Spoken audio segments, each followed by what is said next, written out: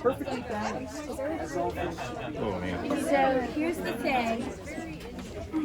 I only have 2 days. So Well, we'll sort it out. she's coming. Yeah. We talking to this thing. Not after whatever I'm going to put it. You're probably not going to want to. Move over if you can't see. I'm just guessing that you're probably not going to want to. How's everyone's equilibrium? Great. I just keep drinking, and it seems to It be seems to fine. balance everything out. straight. So in my second glass today. Hi everyone. How's everybody doing? Fun? Yeah. We could do introductions, but I feel like if you don't know who we are by day 6, 7, yeah. I'm surprised you're all still here, honestly. I thought this would be an empty room by now. I've had enough of our shenanigans. But thank you. So we're gonna do this round table at a straight table, but before we begin, thank you guys for being here. But I want to thank our host who has put together this excellent trip, and it's been so much fun. And I think we're just super grateful for you, but also grateful to you, Amy Bruni. So just a round of applause for Strange Escapes and doing this together. You know, I was thinking, guys, like, we do all these talks, we talk about all the paranormal stuff, we've been doing these lectures, some of us have been doing a couple lectures. Could we just start by, like, I mean, this is freaking crazy. We're in Europe, or we're on the ocean right now, I guess we're in international waters, but just overall, what has been your favorite non-paranormal part of this trip so far? And let's start. Oh, it's so hard.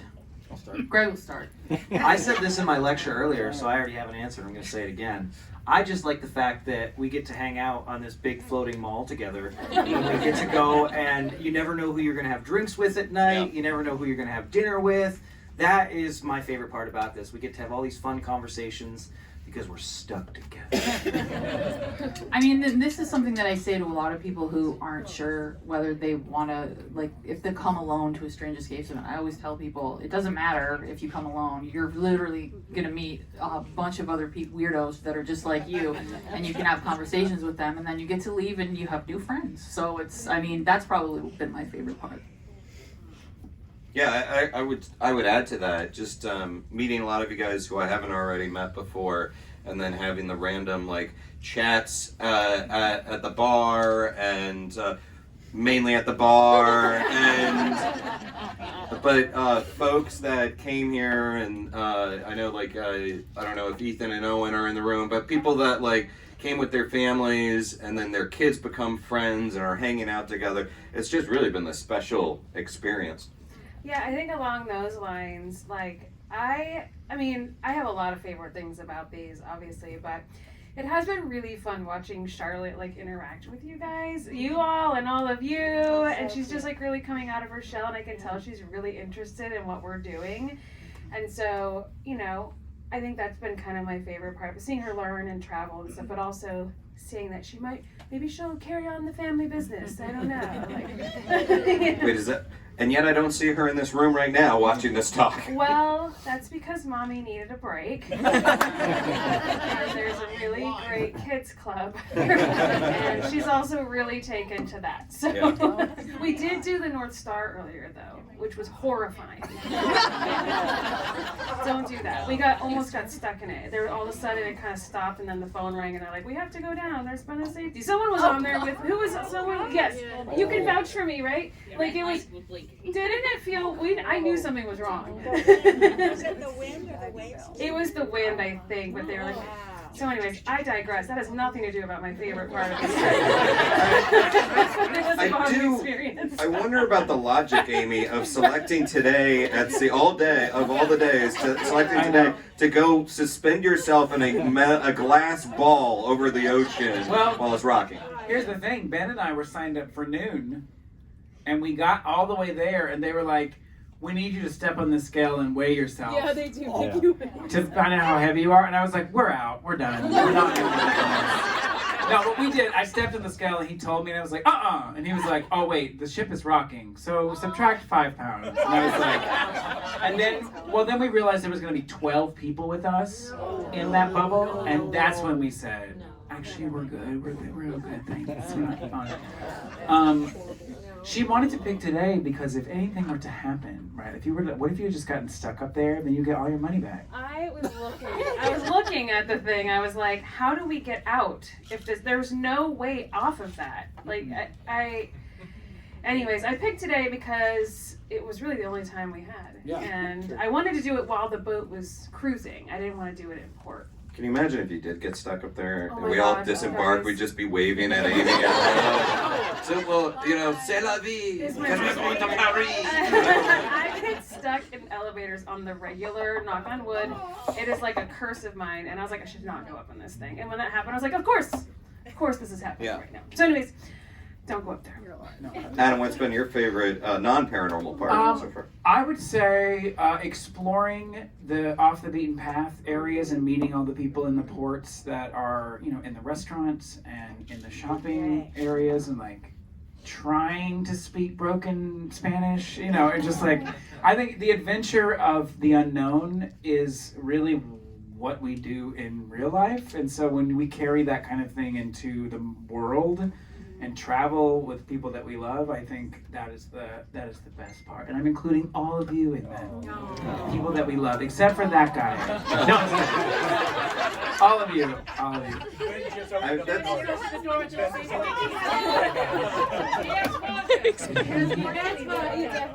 I'm sorry, do you have vodka?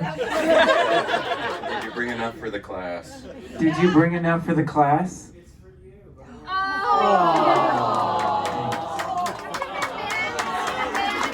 Everyone clap for my husband, who has perfect timing. We're clearly unprepared for this. Okay, bye.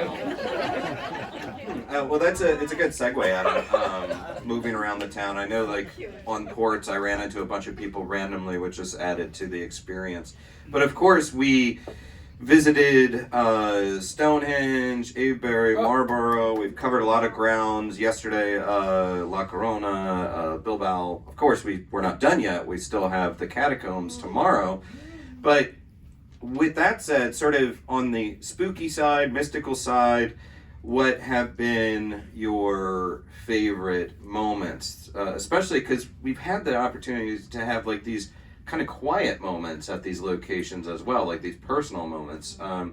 So talk a little bit about your favorite landmarks and the favorite kind of paranormal aspect to this. It could even be a conversation you had with some folks on ship. Mine, is going to be pretty obvious. It's Stonehenge. I love Stonehenge. It's an incredible place. It's number one. It's been a place that I've always wanted to visit my entire life. So getting the chance to go and see it is an unbelievable thing. But it's also a really spiritual place for me specifically. And so anytime that I get the chance to go there and spend some time and just ground and kind of connect to it feels like really powerful. I'm gonna echo that. I also really liked Avebury. I liked the stone circle there. Just the fact that we could get up close to it, we could touch it, you could feel it. That to me was a really, really big deal. I really enjoyed that. I also really enjoyed the crop circle exhibition. I love that kind of stuff. That's fun. Like, where else do you see something like that? It would have been cool to see a crop circle. Yeah. But we saw a lot of the crop circles, and it's cool that they have a little space dedicated to that. I really, really enjoyed that because you don't see that anywhere else. Who was that person running that place? I want to know what their life is like. Like, don't you it's gotta be like some like really eccentric artist type, right? I'm totally guessing. No, it's Oh, you know. Of course. it's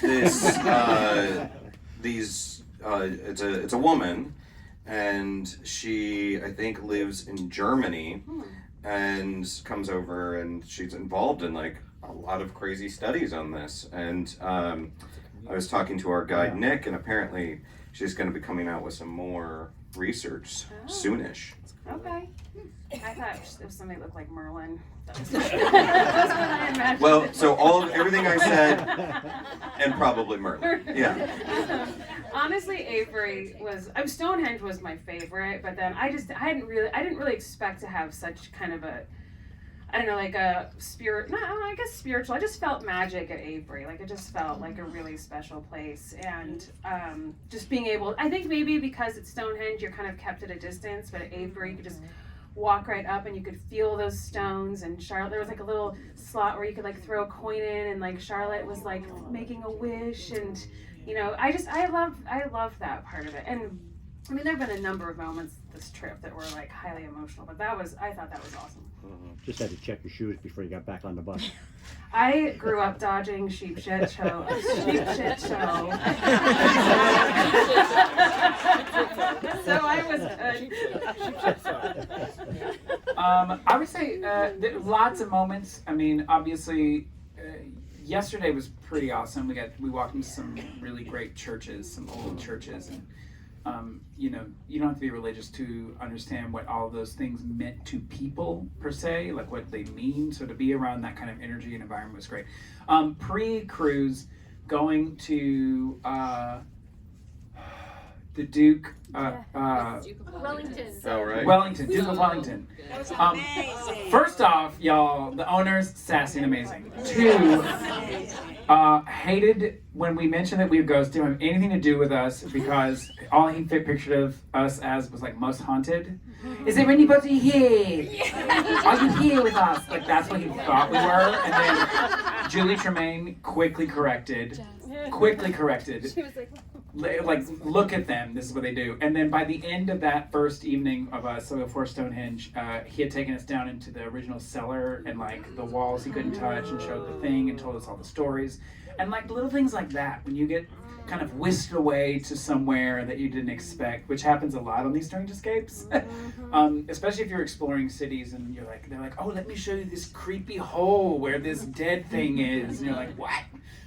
So I think that was pretty awesome. But he said we could film there too. He did say we could film there. Well, not entirely, but I said he would have no choice if we came back. We'd just be filming there. With just cameras, like we're here, we're ready to do this. Yeah, we're ready to do this. Okay. But yeah, so I think that was pretty awesome. Yeah. And the catacombs, I can't wait for it. Yeah, oh yeah. Hey, you guys, who has been to the catacombs before? Okay. Oh man, you guys, this is going to be such a good experience for you. I'm so stoked for all of y'all to experience it. Have you done it before, Dana? Yeah, it's going to be rad. Who's in the 3:30 group? Who's at 3:30? With me. Yes! Yes! England! You can switch groups if Yeah, you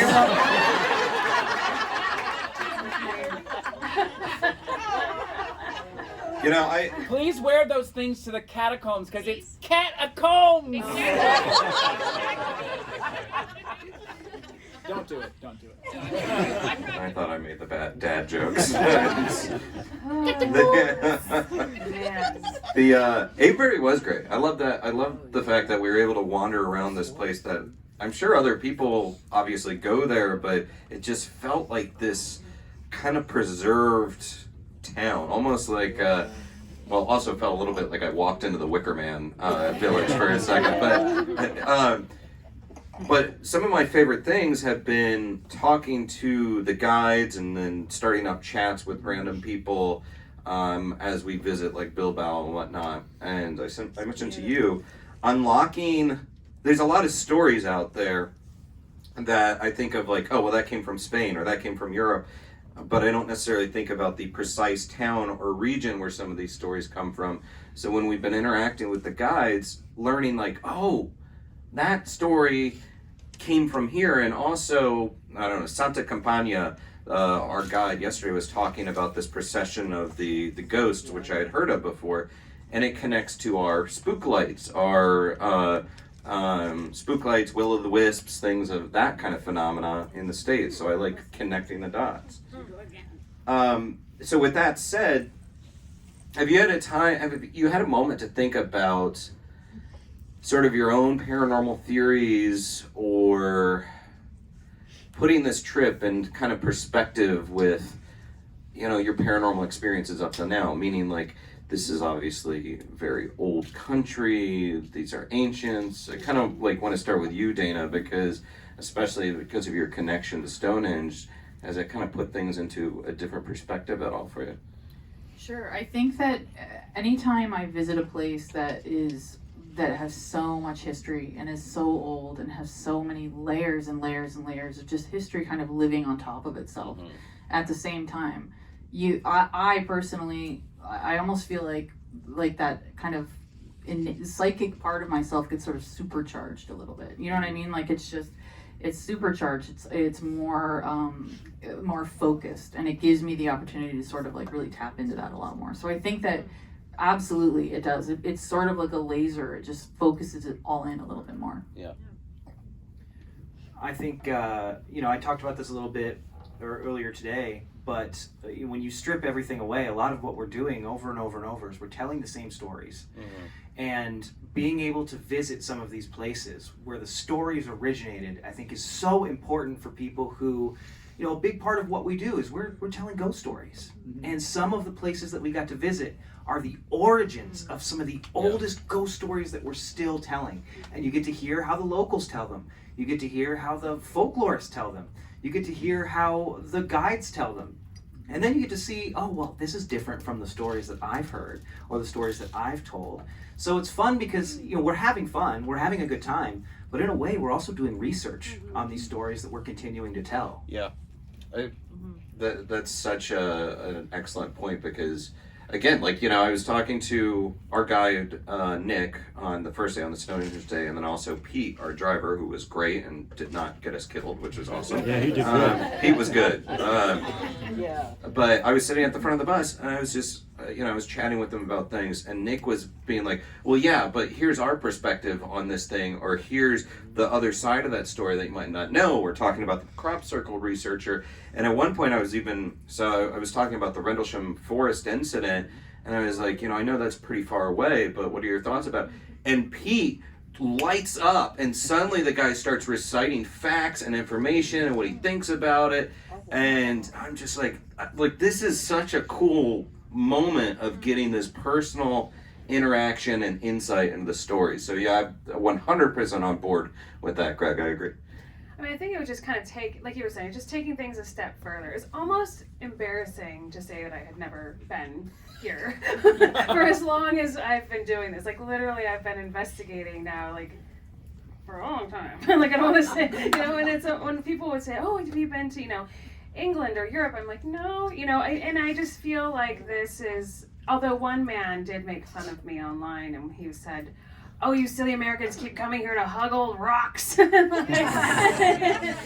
He was not fun, but good on him. But it was true. I hugged a rock. Of course, we hugged the rocks. I mean, we're used to hugging trees where we're from. That but I did feel like there is just kind of this deeper vein of what we do because it has been going on a lot longer and the energy runs a bit deeper, and I think it's great that we can kind of harness that and take that back with us. In the land before time. No, I think what's really awesome, everything that they said, yes, of course, but being somewhere, especially when we took the trip to the British Museum before we left, and just seeing things that when you look at it, you're like, yes, I see that, but then you read the description, it was like, this is from 5800 BC, and the thing next to it is 2,000 years younger than that thing. When you look at Europe, I think the most fascinating thing for me personally was like trying to comprehend how old it is and putting it in perspective, because it's very hard to do, and knowing that at some point, thousands of years from now, hopefully some other being will be doing the same thing about us now. It's like it's going to happen. It's going to happen.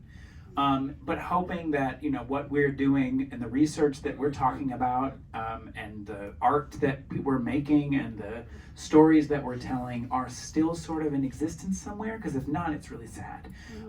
But trying to wrap your head around it, I think, was the most fun and challenging thing to do, and kind of taking that. So the next time that we're all in investigation, we're like, this man was born in 1862. We're gonna be like, he's a youngin'.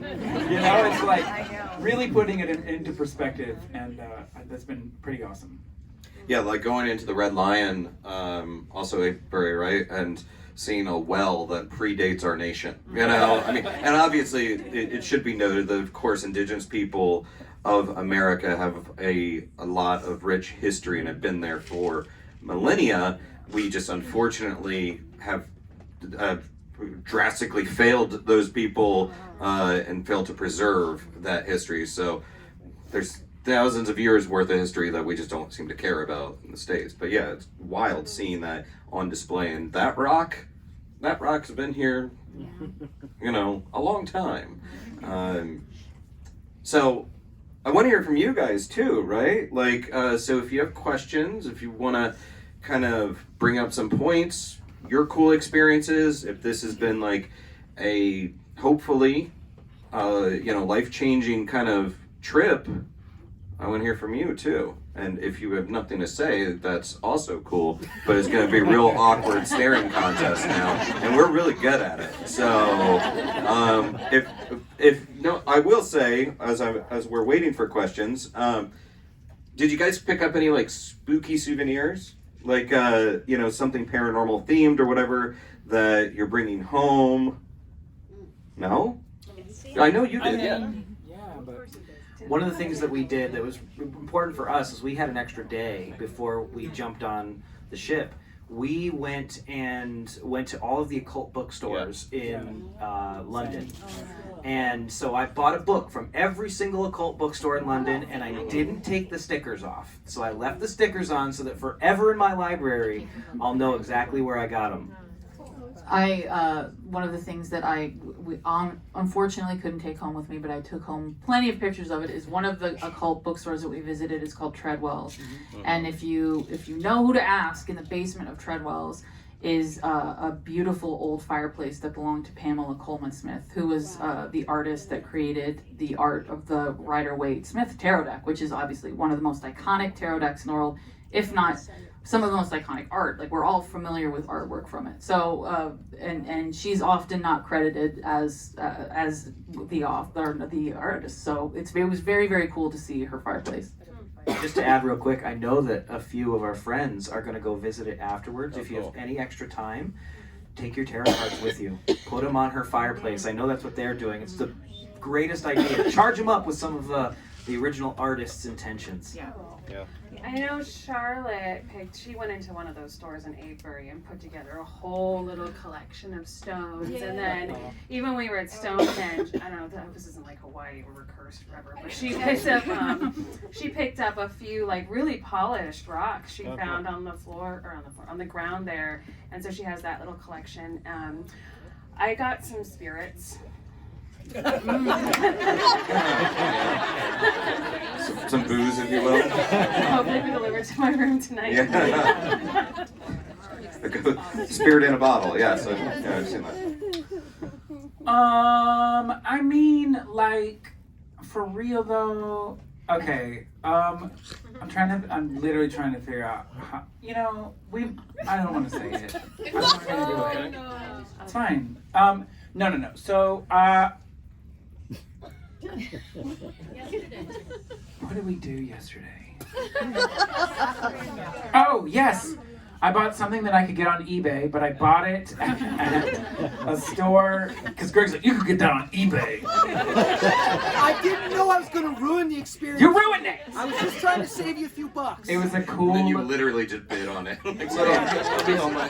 For tarot, and so Ben... Those of you probably don't know this, but Ben has like 76 tarot decks, and he collects them, and then sometimes he'll take them out and just play with them, and I'm like, don't tell me anything.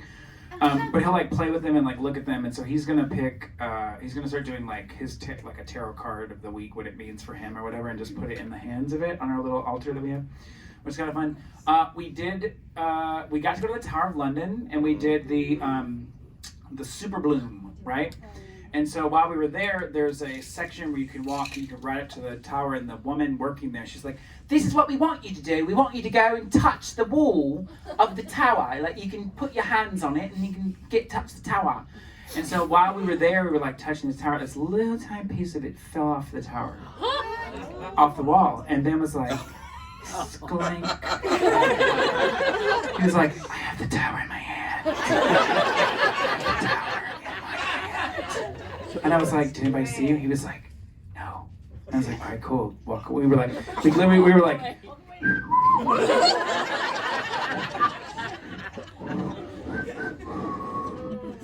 So we have it. We're gonna put it on. Stonehenge. Yeah, Tower has Stonehenge. We have the Tower of London. We're creating a New England! In New England! Anyway, whatever. She was like, you can touch the wall, it's fine. And then we were like, oh, it's falling apart. Okay. It's probably just a piece of concrete from like a fix. Yeah. Whatever. It's us. It's special.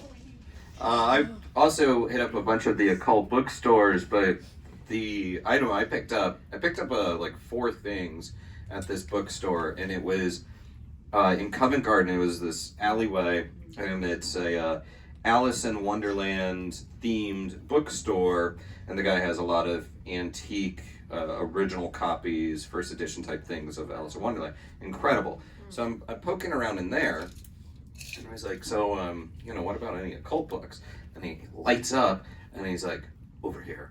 And he opens up this case, and there was a bunch of some that were very old and very expensive, but I picked up a couple magicians annuals, things that within the as in like illusionist, within that world they would put out books every year. So that one was from 1909, and it had an article written by Harry Houdini before the world knew who Harry Houdini was.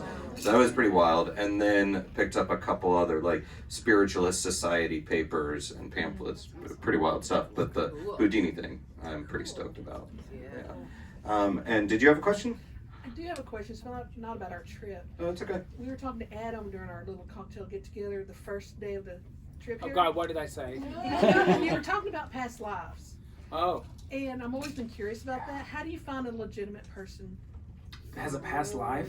that you Like can a guy tell you did. about past lives? Oh God, I don't know. I mean, someone told me they could and told me some things. I believed them, so I felt that they were legit. Trial and I mean, yeah, I usually don't. So fun. I don't know. Psychics come up to us all the time, or to when you're at events, and they're like, "Can I tell you something? Can I read you, or can I tell you something?" And I'm like, "No, you can't," because I don't know who you are. I don't know your background. I have anxiety, okay?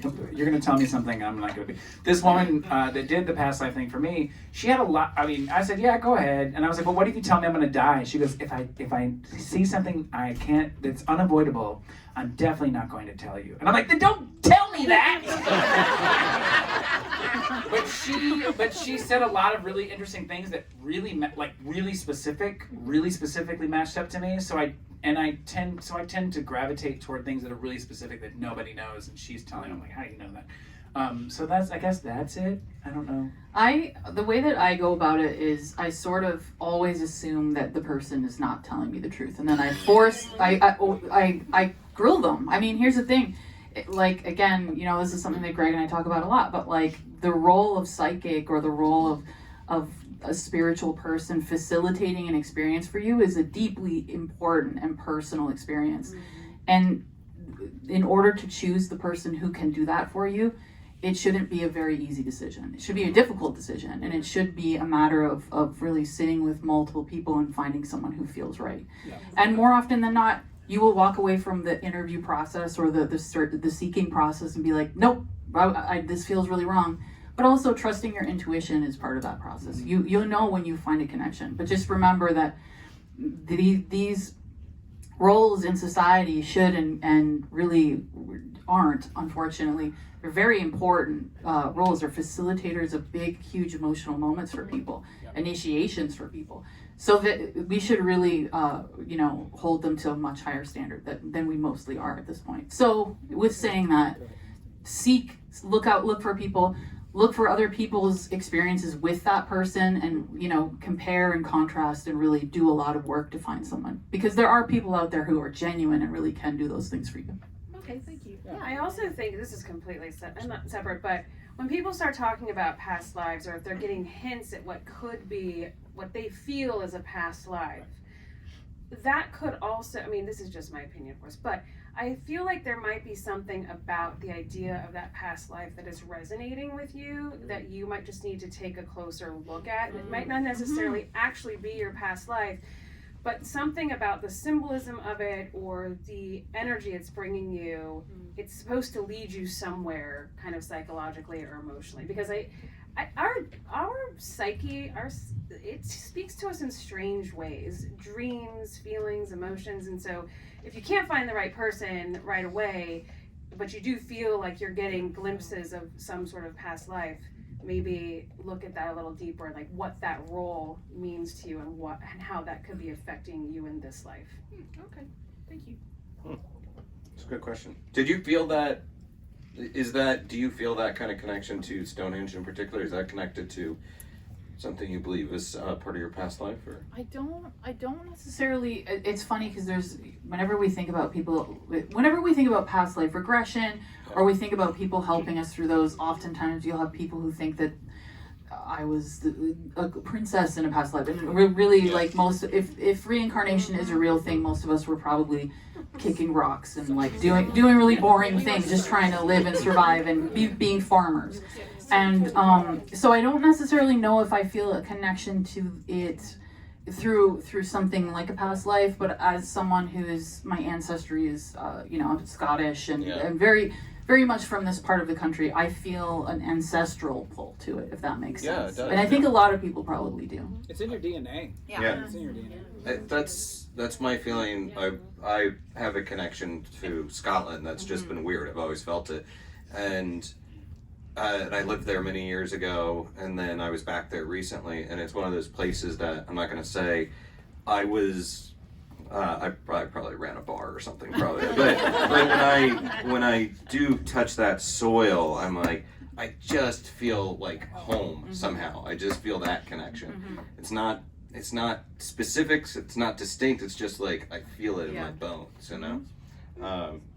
But Can I tell you a weird story about please, that? please. I feel that, you guys are gonna laugh at me, I feel that way in Iowa.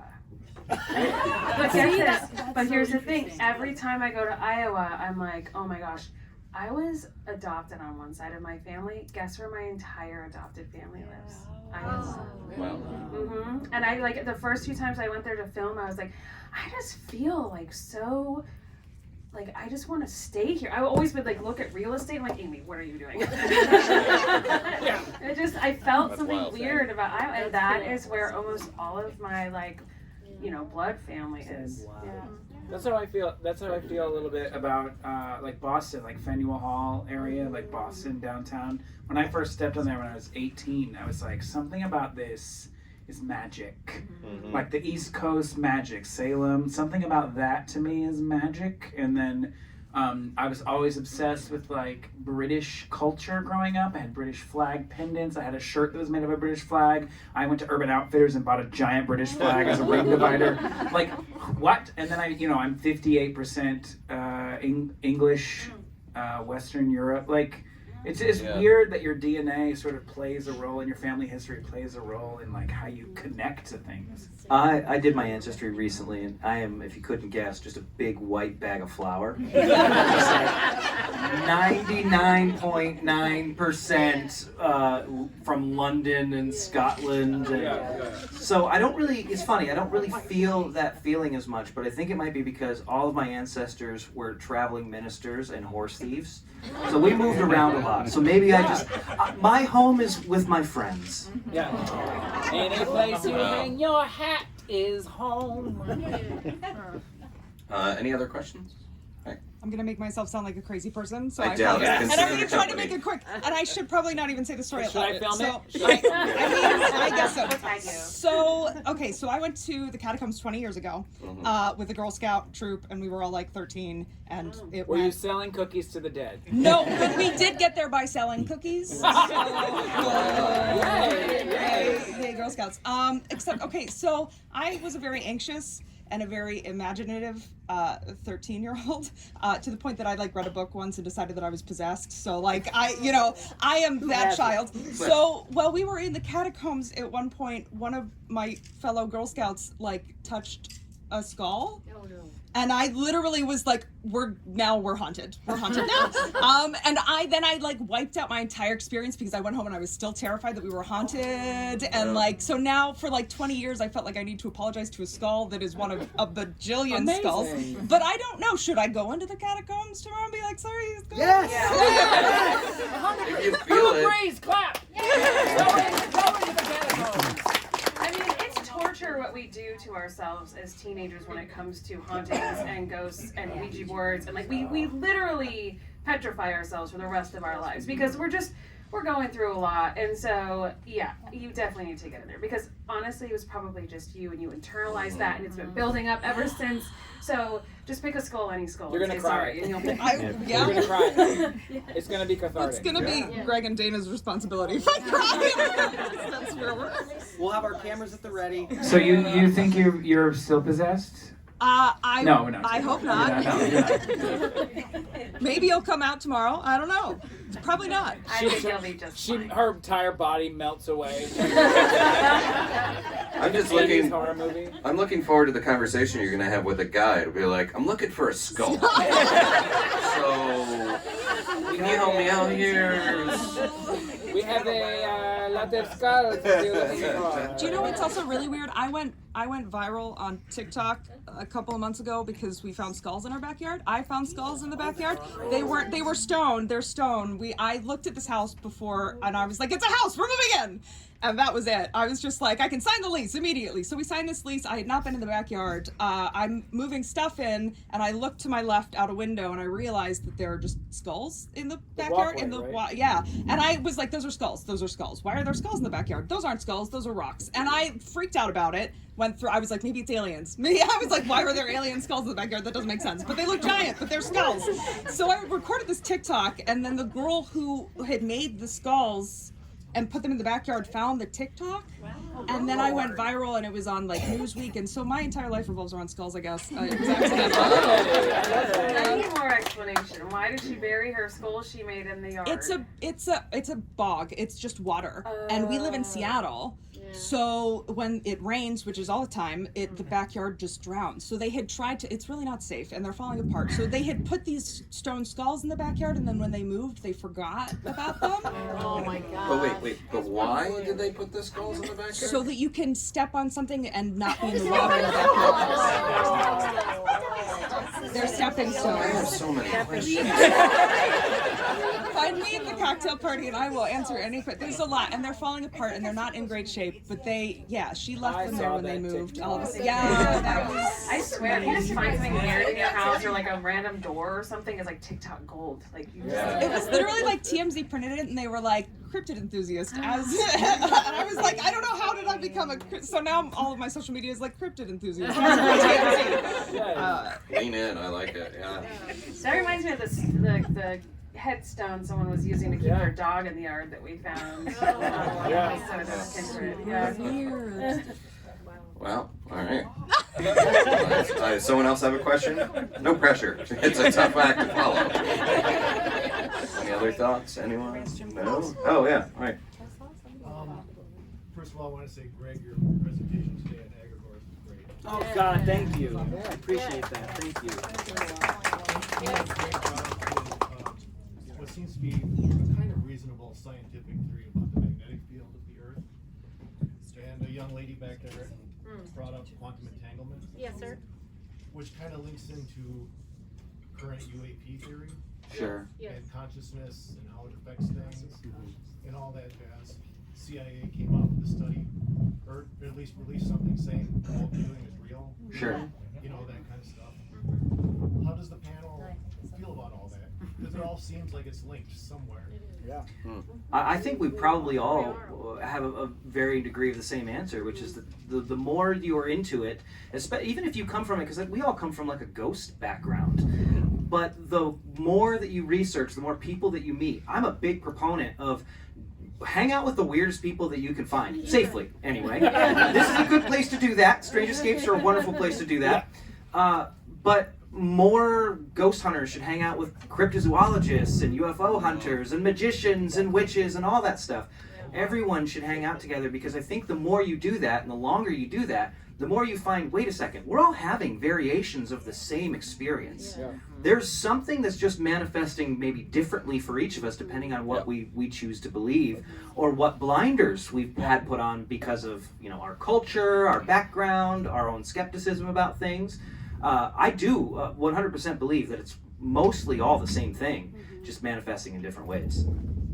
Yeah, I mean, exactly the same thing. I think one of the greatest sort of eye-opening moments, at least as far as our investigations into high strangeness and weirdness, has been doing that and going, okay, well, maybe we need to talk to this person, maybe we need to talk to this person who's an expert at this or this. And again, as Greg said, what we're seeing more often than not is so much crossover, and in the spaces that exist within that crossover, we're often finding answers to things that maybe, as someone who has my wheelhouse would be ghost hunting. If I talk to a cryptozoologist or I talk to someone who's a ufologist, I'm finding answers to questions that I've had, and they're finding answers to questions that they've had, and that crossover is really creating a really interesting kind of collective theory that is really starting to sort of bubble up in the spaces. Yeah. It's an omen. I was just going to say, it completely depends on that person. Almost their belief system dictates how they perceive what they have experienced, which I think can be said for a lot of things, but it has been wild to kind of see that take shape. I feel like the more that we all kind of talk, like you said, and communicate and talk about theories and ideas. So yeah, weirdos unite. It's and it's something that thankfully I agree with what everyone else is saying. I do think it's all connected. I think some things we're perceiving it in one way. If we approach it as a ghost, we're gonna think it's a ghost. But if we kind of expand that view and we're not so myopic, we realize that it could be any number of things. It could be multiple things occurring simultaneously, all connected. It's fascinating that it used to feel more siloed. The interest in all these things. You're the alien person, the ghost hunter, the cryptid, and it was weird. It was a weird time to be, especially because we would gather together and hang out and talk about all this stuff and develop these theories. So it's nice that it's becoming less siloed, less segregated as far as the pursuit of all the weirdness. And I will just borrow, since he is not here, a John Tenneyism that what you think is weird is probably weirder than you think. Is that the line, right? Yeah. So I think that encapsulates it as well. Also, don't believe anything we've told you this weekend. Like, make your own decisions. Right. That's another John Tenneyism. Like, make your own decisions. Take it. I mean, also, like, when you see us talking on television, we are very base level. Because things that we talk about, like I think the weirdest we've gotten is egregores, haunted honey, sigils, scrying mirrors. Like these things we're introducing into the world in a very vanilla way, so that people grasp it on the surface level. Because if you go, we go down the rabbit hole is deep, y'all. Yeah. And if we go really deep, it's very confusing, right? So we're surface, and it's up to you to do research and to pick our brains and to read books and to whatever, like be a part of these weirdos and talk and have cocktails and talk about how deep the rabbit hole actually is. Yeah, and I agree with all that. Yeah. I think we're gonna take one more question and then we're gonna wrap up because we gotta go get fancy and dress up and. So I was wondering while we were talking about everything being connected and what do you know about quantum entanglement, which is not much anyone knows about it. So with all of the, I guess, more scientific kind of analysis that people want to do, I guess I would say, is there a piece of the scientific, I keep doing air quotes, sorry guys, scientists, a piece of scientific equipment that you really feel is really, doing what we think it's doing versus complete BS. Because I just preface this by saying at the crop circle thing, which was great, I love the picture of the Hello Kitty crop circle and that they realized that was humans. I saw where they pulled in an actual scientific law, but it was like, well, this completely lines up with this that has nothing to do with that. So it's like that kind of, this scientific law says this, and the crop circle looks like that as well, but they are not connected. I don't know if any of that made sense to you. But like propping up things, you kind of using things wrong. You know. Here's one of the hardest parts of our job is kind of like what we were saying earlier, like when it comes to Chip Coffee says something, TAL, they all lie. Yeah. And it really like it's something that I've just kind of taken on in life in general. So whenever I see something like that or someone tells me something that they pass off as fact, I'm like, great. And then I turn around and I'm like, let me just look that up myself. You know, you really have to be careful with what you trust and what you digest. And it's also why Adam brought up the point where we're like, don't believe anything we said. Like, do your own fact checking and research and theorizing and then talk about it some more. But like, that's probably one of the hardest parts of what we do, is just realizing that people will just slap scientific theories and names on things that don't necessarily apply to that situation. So at the end of the day, you have to remember that somebody saying I don't know means they probably know a lot more than someone who says I know. If someone is able to go, I this is weird, but I don't really know how it works. I have best guesses, I have good ideas. I would trust that person a lot more than someone who tells you exactly how it is. Right. I don't think any of us up here would ever speak in absolutes when it comes to the paranormal. I mean, we honestly, I mean, I speak for myself, but the more I do this, the more I'm like, I don't know what any of this is. That's actually how science is too. I don't know why people don't understand that as well. The more you know, the more you realize you don't know. Right, exactly. Just marketing. It's just good marketing. It is. You say it confidently and they'll believe it. Yes. Yeah, we're all just poking around in the dark, literally, but trying to. Don't poke me. No poking. But I think we're gonna wrap things up. Yeah. So.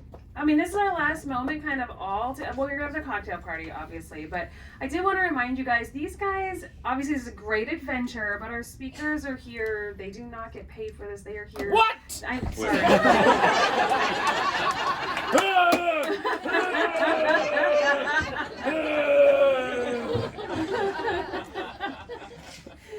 So, like I said, we picked up a lot of slack this week because we did lose 2 of our folks. So again, if you would like to tip them, I'm going to divide it up amongst them, not me, just these guys.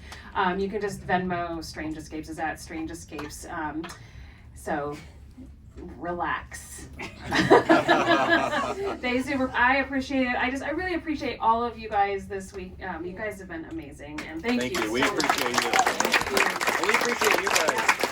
I know that this was a massive undertaking for not just us, but for all of you. And so thank you for trusting me with this crazy itinerary.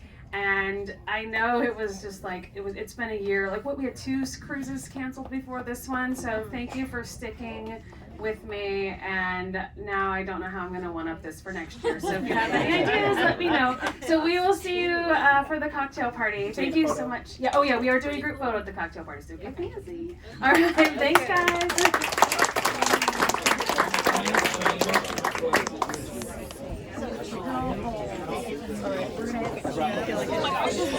Yes. It's like leisure wear.